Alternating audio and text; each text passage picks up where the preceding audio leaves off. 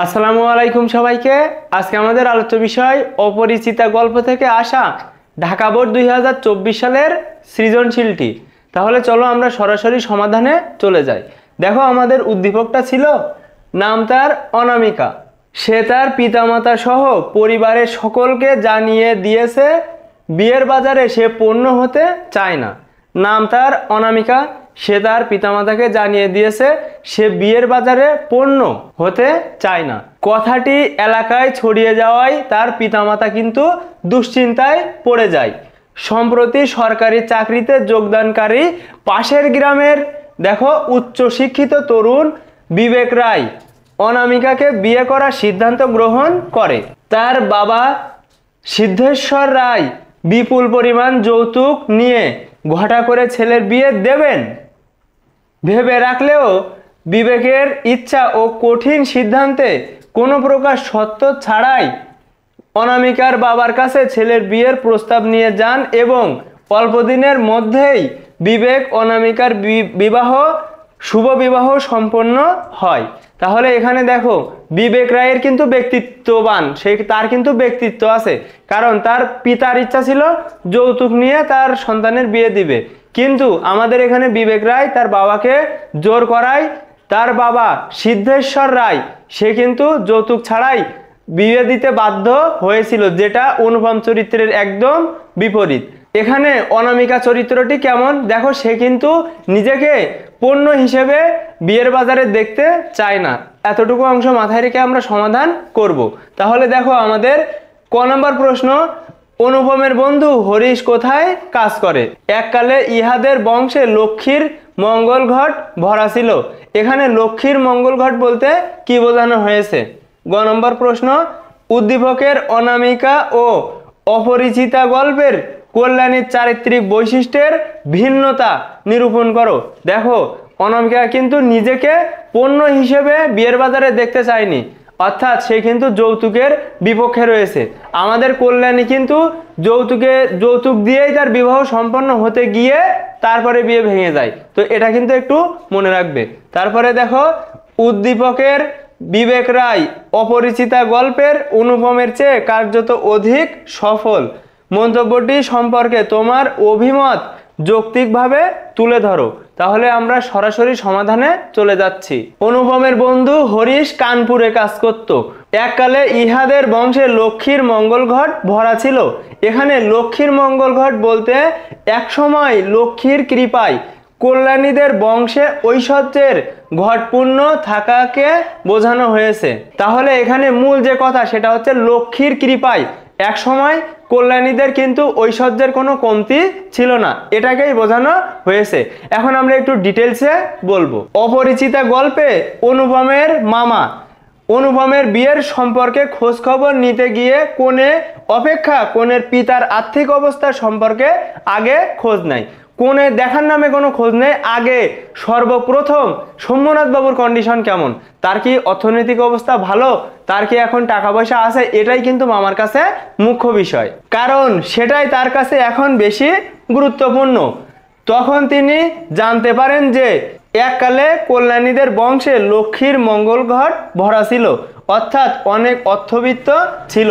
বর্তমানে তা শূন্য বললেই হয়, তবে তলায় সামান্য কিছু বাকি আছে, আর তাতে যা আছে তা একেবারে উপুর করে দিতে কনের পিতা দ্বিধা করবেন না। অর্থাৎ যতটুকু আছে, কল্যাণী কিন্তু একমাত্র মেয়ে, সেজন্য সবটুকু অংশই কিন্তু কল্যাণীর বর অর্থাৎ অনুপম বা অনুপমের মামা এরা কিন্তু পাবে, সেটাই কিন্তু মামার মূল লক্ষ্য ছিল, একমাত্র মেয়ে বিবাহ করা, যে শুধুমাত্র পিতার একমাত্র মেয়ে থাকবে, এটাও কিন্তু একটা মূল কারণ ছিল। প্রশ্নোক্ত বাক্যটিতে এ দিকটি নির্দেশ করা হয়েছে। তাহলে মূল কথায় যদি আমরা বলি, লক্ষ্মীর মঙ্গল ঘট ভরা ছিল বলতে বোঝানো হয়েছে লক্ষ্মীর কৃপায় একসময় কল্যাণীদের অর্থনৈতিক অবস্থা অনেক ভালো ছিল। এখন আমরা গ নম্বর প্রশ্নের উত্তর দেখব। এখানে কল্যাণী এবং অনামিকার চরিত্রের কিন্তু ভিন্নতা পরিলক্ষিত হয়েছে। তাহলে দেখো, উদ্দীপকে অনামিকা ও অপরিচিতা গল্পের কল্যাণীর চারিত্রিক বৈশিষ্ট্যের ভিন্নতা রয়েছে। আমাদের সমাজে বরের পিতা কনের পিতার কাছ থেকে যৌতুক দাবি করে থাকেন। তাহলে প্রথমেই আমরা বলবো আমাদের সমাজে বরের পিতা কন্যার পিতার কাছ থেকে যৌতুক নিয়ে থাকেন। তারপরে দেখো বরপক্ষের চাহিদা মতো যৌতুক বা পণ না দিতে পারলে কন্যাদায়গ্রস্ত পিতারা তাদের মেয়েদের উপযুক্ত পাত্রের সঙ্গে বিয়ে দিতে পারেন না। অর্থাৎ যথাযথ যদি যৌতুকটা বা পণটা না দিতে পারে তাহলে উপযুক্ত পাত্রের সাথে কিন্তু তার কন্যাকে বিয়ে দিতে পারে না। উদ্দীপকে অনামিকা বিয়ের বাজারে নিজেকে পণ্য করতে চাননি। অনামিকা সে কিন্তু নিজেকে পণ্য বা মালপত্র এমনভাবে কিন্তু বিয়ের বাজারে নিজেকে উপস্থাপন করতে চায়নি। শেষে অনামিকার বিয়ে হয় তাদের পাশের গ্রামের উচ্চশিক্ষিত তরুণ বিবেক রায়ের সঙ্গে। এখানে এই বিবেক রায় কিন্তু ব্যক্তিত্ববান একজন মানুষ। সে কিন্তু অনুপমের মতো মেরুদণ্ডহীন না, ব্যক্তিত্বহীন না, সে কিন্তু পরনির্ভরশীল না। তারপরে দেখো বিবেক রায়ের বাবা বিপুল পরিমাণ যৌতুক নিয়ে ছেলেকে বিয়ে দেওয়ার কথা ভাবলেও ছেলের ইচ্ছার বিরুদ্ধে তিনি পারেননি। ছেলের ইচ্ছা ছিল যে যৌতুক ছাড়াই সে বিয়ে করবে, কিন্তু ছেলের বাবা কিন্তু বলেছিল যে সে যৌতুক নিয়ে বিয়ে দিতে চায়। এখানে কিন্তু আমাদের বিবেক রায় অসাধারণ, অর্থাৎ দেখো এখানে অনুপমের বিপরীতধর্মী একটা চরিত্র।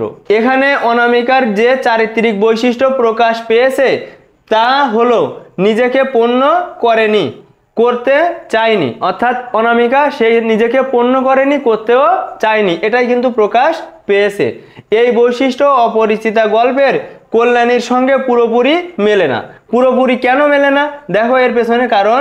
তাদের বৈশিষ্ট্যের ভিন্নতা হলো কল্যাণীর বিয়ে প্রথা অনুযায়ী যৌতুক বা পণ দিয়েই ঠিক হয়েছিল।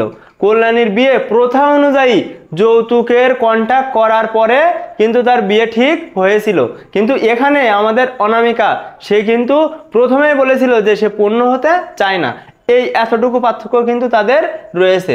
যৌতুক নিয়ে অনুপমের মামার অত্যধিক লোভ ও অসম্মানজনক আচরণের কারণে বিয়ে ভেঙে দেওয়া হয়। অর্থাৎ বিয়ে ভাঙার মূল কারণ যদি বলা হয় তাহলে অনুপমের মামার অত্যাধিক লোভ এবং খারাপ আচরণ, এটাই কিন্তু মূল কারণ।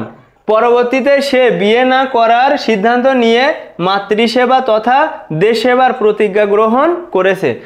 পরবর্তীতে আমাদের কল্যাণী বিয়েটা ভেঙে দেওয়ার পরে কল্যাণী পণ করেছিল সে দেশের সেবা করে তার জীবনটা পার করে দিবে, সে কিন্তু আর বিয়ে করবে না, এটাই কিন্তু তার সিদ্ধান্ত ছিল। তার এই চারিত্রিক বৈশিষ্ট্য ও দৃঢ়তা উদ্দীপকের অনামিকা থেকে তাকে পৃথক করেছে। দেখো কল্যাণী কিন্তু বিয়ে ভাঙার পরবর্তীতে সিদ্ধান্ত নিয়েছিল সে পুনরায় আর বিয়ে করবে না, আর আমাদের অনামিকা প্রথমেই সে কিন্তু যৌতুক দিয়ে বিয়ে করতে রাজি হয়নি। উদ্দীপকের বিবেক রায় অপরিচিতা গল্পের অনুপমের চেয়ে কার্যত অধিক সফল, মন্তব্যটি যথার্থ। প্রথমেই লিখবে যে মন্তব্যটি যথার্থ। এখন তারপরে আমরা ডিটেলসে যাব। গদাগের প্রশ্নের উত্তর কিন্তু 4টা পয়েন্ট করে তোমাকে লিখতে হবে। এখন দেখো 2 নম্বর পয়েন্টে কি লিখবে, এটা কিন্তু নিচ থেকে লেখা। 2 নম্বর পয়েন্টটা নিচ থেকে নিজের অভিজ্ঞতা থেকে লেখা, 3 নম্বর পয়েন্টটা বই থেকে লেখা এবং 4 নম্বর পয়েন্টটা উদ্দীপক এবং বই থেকে আর আমার নিচ থেকে একটু লেখা। মানুষের পরিপূর্ণ বিকাশ তার ব্যক্তিত্বে ধরা পড়ে। শিক্ষিত হলেই হয় না, মানুষকে সামাজিক ও আত্মমর্যাদা সম্পন্ন হতে হয়। ন্যায় অন্যায় বোধ না থাকলে এবং অন্যায়ের প্রতিবাদ করতে না পারলে কেউ মর্যাদাবান হয় না। অর্থাৎ শুধু শিক্ষিত হলেই কিন্তু সে মর্যাদাবান হয় না, তাকে কিন্তু প্রতিবাদ করার ক্ষমতা বা পাওয়ার তার থাকতে হয়, তাকে কিন্তু আত্মমর্যাদা সম্পন্ন ব্যক্তি হতে হয়। তারপরে দেখো অপরিচিতা গল্পে প্রথম পর্যায়ে অনুপমের ব্যক্তিত্বহীনতা এবং শেষ পর্যায়ে আবেগ প্রবণতা প্রকাশ পেয়েছে। শেষের দিকে সে কিন্তু ইমোশনালি কল্যাণীর দিকে ছুটে গিয়েছিল। তাহলে প্রথমে ব্যক্তিত্বহীন, পরে আবেগপ্রবণ। কল্যাণীর সঙ্গে তার বিয়ে ভেঙে যাওয়ার মূল কারণ তার ব্যক্তিত্বহীনতা ও পরনির্ভরশীলতা।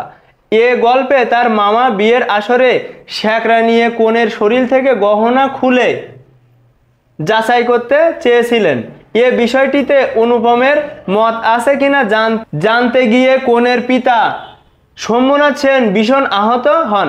শম্ভুনাথ বাবু যখন অনুপমের কাছে জিজ্ঞাসা করেছিল যে এতে তোমার কি মত, তোমার মামা এটা করতে চাচ্ছে, অর্থাৎ কন্যার গহনা শ্যাকরা দ্বারা পরীক্ষা করতে চাচ্ছে, এতে তোমার মতামতটা কি?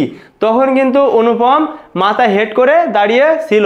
এটাতেই কিন্তু আমাদের শম্ভুনাথ সেন মূলত আহত হয় বা কষ্ট পায়, কারণ অনুপম তার মামার ইচ্ছাকেই মৌন সমর্থন দিয়েছে, অর্থাৎ অনুপম তার মামার ইচ্ছাকেই সবচেয়ে বেশি প্রাধান্য দিয়েছে। এখানে কিন্তু তার কোনো ব্যক্তিত্ব নেই, অর্থাৎ ব্যক্তিত্বহীনতার প্রকাশ পেয়েছে।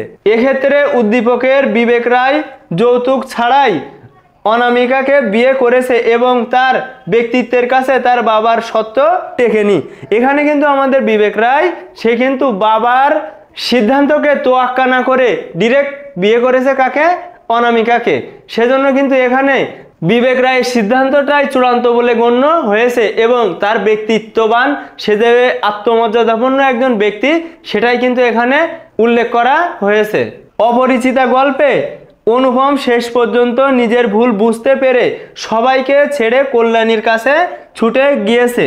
তাতে কোনো ফলাফল বা ফল হয়নি, কারণ কল্যাণী দেশসেবায় ব্রত ভেঙে অনুপমকে বিয়ে করতে রাজি হয়নি। শেষ পর্যন্ত বা শেষ পর্যায়ে অনুপমের মধ্যে কল্যাণীর জন্য যে আবেগ প্রকাশ পেয়েছে তাও কার্যত বিফল হয়েছে, অর্থাৎ অনুপমের আবেগ শেষে আসলেও কল্যাণীর কিন্তু আর কোনো প্রকার আবেগ কাজ করেনি। এক্ষেত্রেও উদ্দীপকের বিবেক রায় অপরিচিতা গল্পের অনুপম অপেক্ষা দৃঢ়চেতা। এসব দিক বিচারে তাই বলা যায় প্রশ্নোক্ত মন্তব্যটি যথার্থ। তাহলে এমনভাবে কিন্তু তোমাদের সৃজনশীল উত্তর করতে হবে। এই প্লেলিস্টে আমরা 2024 সালে আসা সকল সৃজনশীল কিন্তু এই গল্প থেকে সমাধান করব।